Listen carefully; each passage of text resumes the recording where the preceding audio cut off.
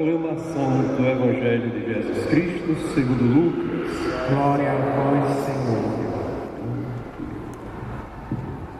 Naquele tempo, Jesus contou esta parábola para alguns que confiavam na sua própria justiça e desprezavam os outros. 2 homens subiram ao templo para rezar. Um era fariseu, o outro cobrador de impostos.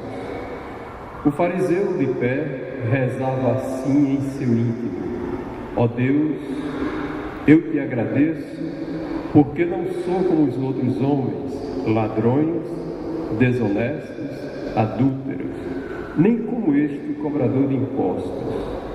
Eu jejuo 2 vezes por semana e dou dízimo de toda a minha renda. O cobrador de impostos, porém, ficou à distância e nem se atrevia a levantar os olhos para o céu, mas batia no peito dizendo: meu Deus, tem piedade de mim, que sou pecador. Eu vos digo, esse último voltou para casa justificado, o outro não. Pois quem se eleva será humilhado, e quem se humilha será elevado. Palavra da salvação. Glória a vós, Senhor.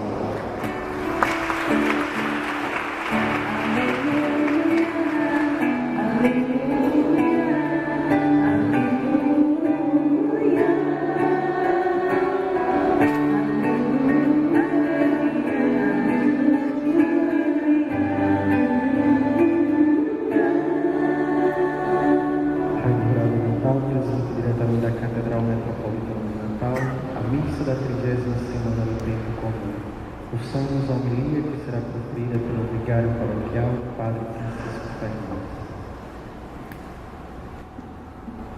Meus amigos e irmãos todos aqui presentes e também aqueles que nos acompanham pela Rádio Rural de Natal, nós estamos vivendo a liturgia própria do 30º domingo do tempo comum. Não é a sequência de números da semana que conta.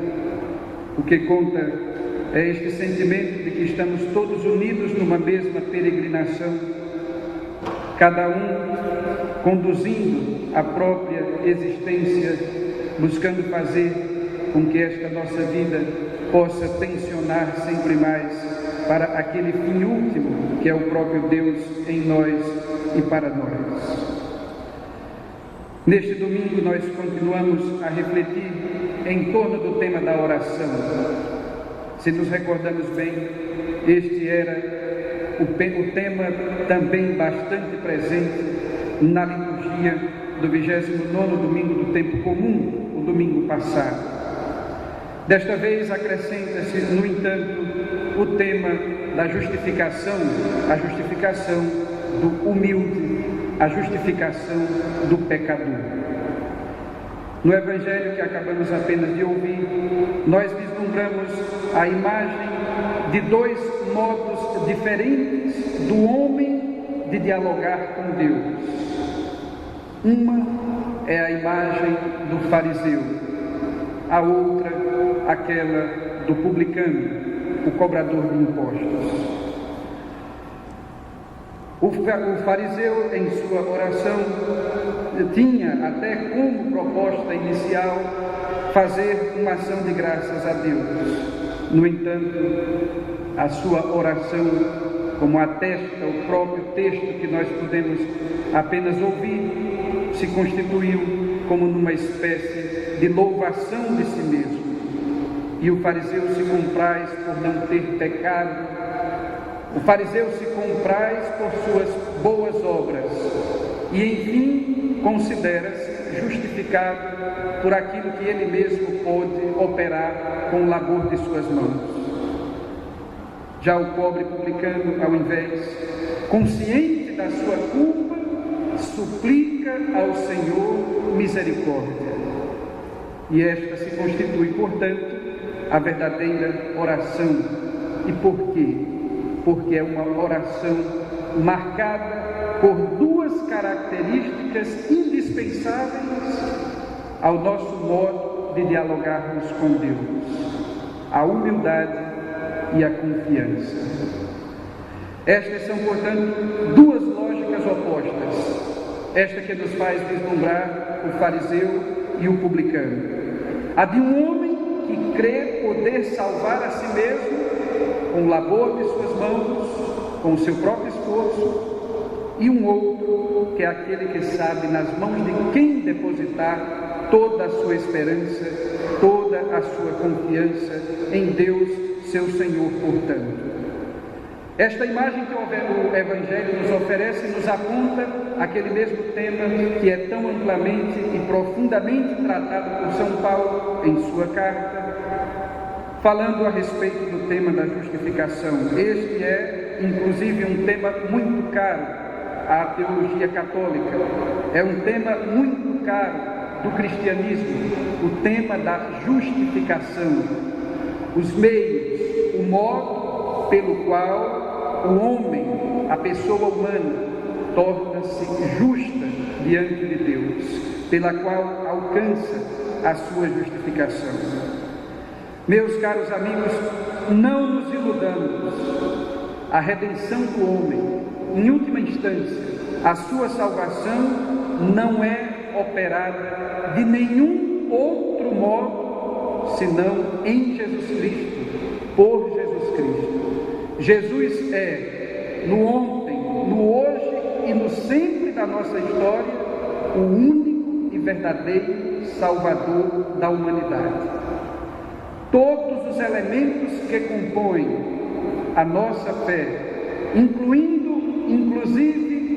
o conjunto de devoções, de prescrições, de ritos e todos aqueles elementos que constituem o conjunto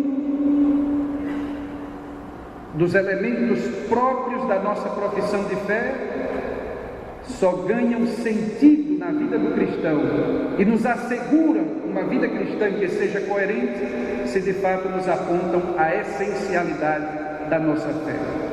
Tudo deve convergir para o centro da nossa fé, que reside em Cristo, por meio de quem e em quem foi operada a redenção, a salvação da humanidade inteira. Com Jesus, em Jesus se inaugura, portanto, o reino do Pai, no qual se realiza o destino do homem, o destino de todos nós. É na união com Cristo que se torna possível esta nossa filiação divina, adotiva.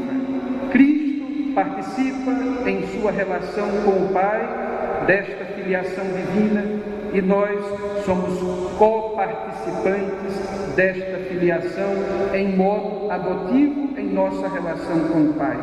E é justamente como fruto desta relação existente entre nós como filhos e Deus como Pai que nós somos justificados, e ainda mais é por meio desta relação de Pai e de Filho operados em Jesus Cristo que nós podemos ter acesso a Deus, que é nosso Pai. Nós vimos na segunda leitura a imagem de Paulo como a grande testemunha desta experiência, desta vida nova que é operada em Cristo, desta justificação que é fruto desta nossa relação com Deus operada em Cristo. A imagem que São Paulo nos dá nesta carta que escreve já num momento tão limite da sua vida. São Paulo está preso, encontra-se no cárcere, vive aqueles instantes mais imediatos na expectativa de sua condenação à morte. E aí então São Paulo reconhece-se como quem conservou a fé, combateu por Cristo e permaneceu fiel até a meta final. Paulo sente-se imbuído de uma esperança que o conduz à certeza de uma recompensa que somente Cristo poderá lhe dar. Hoje, meus irmãos e irmãs, infelizmente, o homem, a pessoa humana, que está mergulhado nesta realidade na qual nos encontramos todos nós, dita pós-moderna, já não consegue confiar neste mistério redentor. E não nos iludamos, que porque frequentamos assiduamente a igreja, que porque cumprimos ritos, preceitos, devoções, com as ditas obrigações formais de nossa fé, isso não significa dizer que já tenhamos alcançado ou evoluído, progredido, desenvolvido neste caminho de fé que espera de nós uma adesão sempre mais completa, uma confiança sempre mais totalizante, que nos permite crer que a verdade que nos salva e que nos liberta não é esta verdade subjetiva que nos ilude, mas é uma verdade objetiva que pede de nossa parte um assentimento livre, consciente, enfim, uma adesão, uma entrega de nós mesmos. Vivemos em tempo de extrema autoconfiança. Há uma autoconfiança exagerada ameaçando o homem e a mulher dos nossos dias.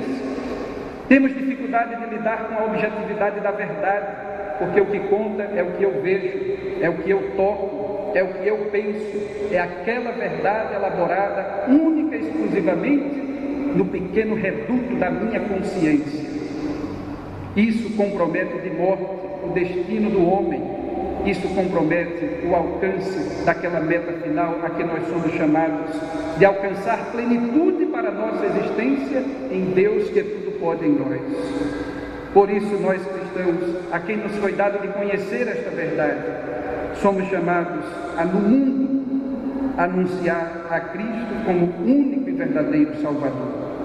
Num outro momento, numa outra passagem de seus escritos, São Paulo chega a dizer que nós que tanto recebemos, a quem muito foi dado, a nós que tivemos acesso à revelação da verdade, não podemos viver indiferentes a isto que nos foi dado, a isto que foi incutido em nós. Não podemos viver indiferentes a isto.